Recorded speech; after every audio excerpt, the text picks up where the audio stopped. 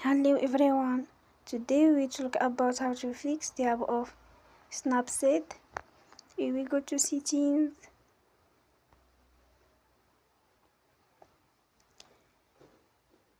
then we click on apps. After that we search the app Snapseed and we click. Then you will on for stop. After that we go to storage, then we click on the clear cache.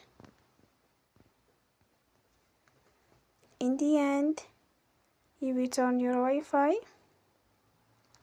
and you will turn again. Don't forget to support us by like and subscribe. See you next time and thank you for watching.